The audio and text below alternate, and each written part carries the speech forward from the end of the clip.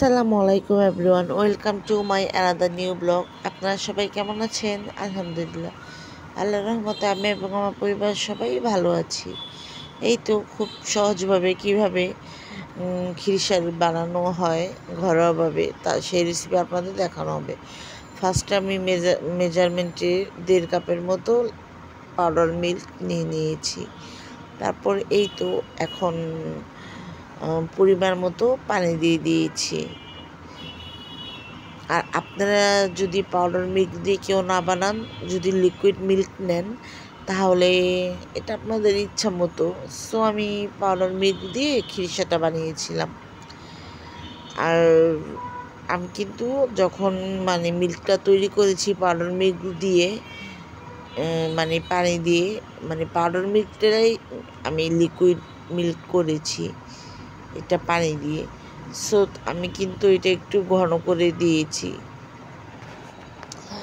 ঘন করলে হয় কি, একটু খিরসাটা থেকে একটু মিল্কের ফ্লেভার আসে, সেই জন্য।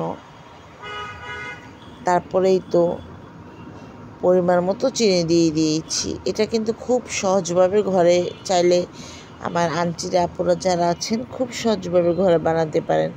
আমি জানি আমার আপুরা আন্টিরা যারা আছেন তারা পারেন, তারপর আমি রেসিপিটি দেখালাম।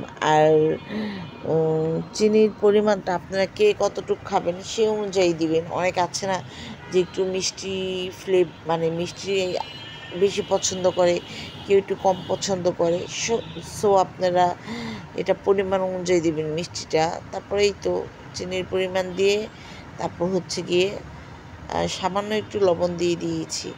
দিয়ে এখন একটু অনবরত দুধটা নেড়ে দিচ্ছিলাম, যাতে পাতিলায় না লেগে যায়। আর চুলার আঁচটা কিন্তু একটু মিডিয়ামে রেখেছি, কেউ হাই হিটে রাখবেন না। হাই হিটে রাখলে হয় কি, তাহলে পাতিলের যে চারপাশটা সেগুলো একটু পড়ে যাওয়ার সম্ভাবনা থাকে।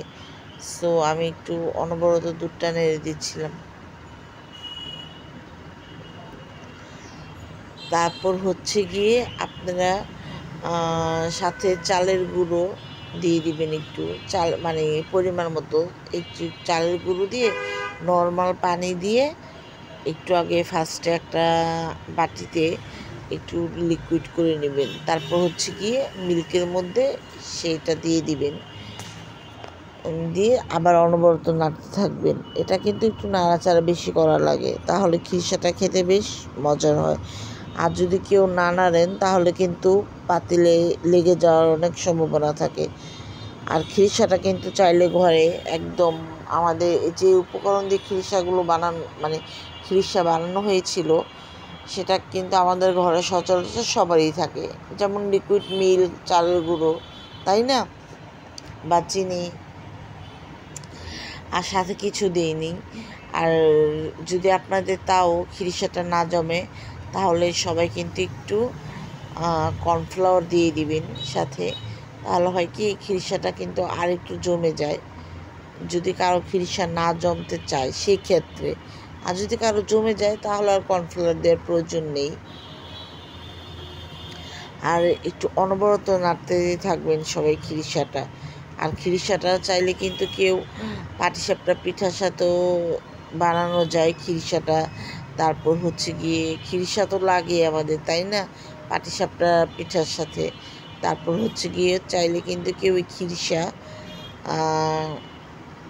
যেমন রুটি কিংবা পরোটার সাথেও কিন্তু খেতে পারেন, ভালো লাগে, এতটা খারাপ লাগে না। তো আমরা অনেক সময় যখন খিরসা বানাই বাসায়, তখন একটু বেশি করে বানিয়ে রাখি। যেমন পাটিসাপটা পিঠা যখন বানাই, পাটিসাপটা পিঠার সাথেও খেতে পারি। অনেক সময় কিন্তু রুটির সাথেও খাওয়া যায়, বাট আমরা রুটির সাথে তো আমরা সচরাচর খাওয়া হয় না। পাটিসাপটা পিঠার সাথেই কিন্তু খিরসা বেশি ভালো লাগে।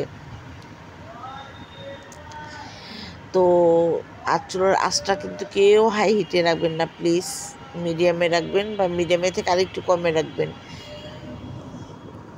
আর প্লিজ কেউ কারো ভিডিও টেনে টেনে দেখবেন না। আর আমার ভিডিওটি যে যেখান থেকে দেখছেন সবাইকে জানাই অসংখ্য অসংখ্য ধন্যবাদ। আর আমি কিন্তু কারো ভিডিও টেনে টেনে দেখি না, কারণ অনেক সময় হয় কি, কারো ভিডিও কেউ টেনে টেনে দেখলে অনেক সময় মানে যার চ্যানেলে দেখবেন তাদেরও প্রবলেম, আপনাদেরও প্রবলেম। সো টেনে টেনে দেখা দরকার কি, তাই না? একটা ভিডিও ফুল ওয়াচ করে সবাই সবার ভিডিও দেখবেন। আমি কিন্তু কারো ভিডিও টেনে টেনে দেখি না। তারপর আবার সেদিনেই তো বাসায় ডিম ভুনা করা হয়েছিল আমার জন্য, আমার ছোটো বোনের জন্য আম্মু করেছি ডিম ভুনা। আর ডিম ভুনাটা কিন্তু আমাদের দুই বোনেরই কাছ থেকে খুবই ভালো লাগে।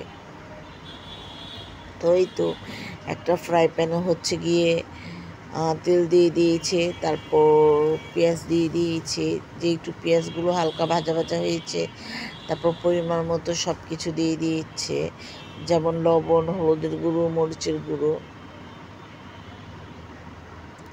তারপর ধনিয়ার গুঁড়ো দিয়ে দিচ্ছে। আর ডিম ভুনাটা কিন্তু অনেক মজার হয়েছিল। আর অ্যাকচুয়ালি ডিম ভুনাটা করেছিল আমার ছোটো বোন, সরি আম্মু না।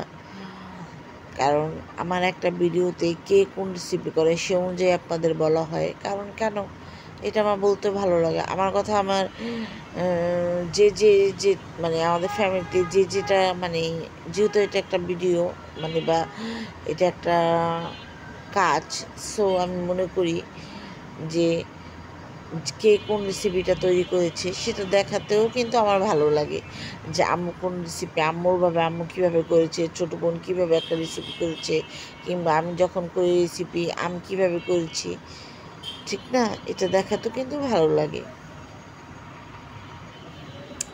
তো ডিম ভুনা আমাদের কাছ থেকে অনেক ভালো লাগে, যেমন আমার কাছ থেকে কিংবা আমার ছোটো বোনের কাছ থেকে, আমাদের দুই বোনের কাছ থেকে ডিম ভুনাটা বেশি পছন্দ। ইভেন চিকেন থেকেও আমাদের ডিম ভুনাটা অনেক সময় ভালো লাগে। আর আমার চ্যানেলটি পর্যন্ত যারা সাবস্ক্রাইব করেছেন তাদের সবাইকে জানাই অসংখ্য অসংখ্য ধন্যবাদ। আর এ পর্যন্ত যারা আমার চ্যানেল সাবস্ক্রাইব করেনি, প্লিজ আমার চ্যানেলটি সাবস্ক্রাইব করে দিবেন। আর আমার ভিডিওটি ভালো লেগে থাকলে ফ্রেন্ড অ্যান্ড ফ্যামিলির মাঝে শেয়ার করে দিবেন। এই তো হয়ে গেল মজাদার ডিম ভুনা। আর ডিম ভুনাটা খেতে কিন্তু অনেক মজার হয়েছিল। এই তো। আর আমার ভিডিওটি দেখে ভালো লেগে থাকলে সবাই ছোট্ট একটা লাইক দিয়ে দিবেন। আর ডিম ভুনাটা দেখতে কিংবা খিরিসা রেসিপি দেখতে আপনাদের কেমন লেগেছে কমেন্টস বক্সে জানাবেন।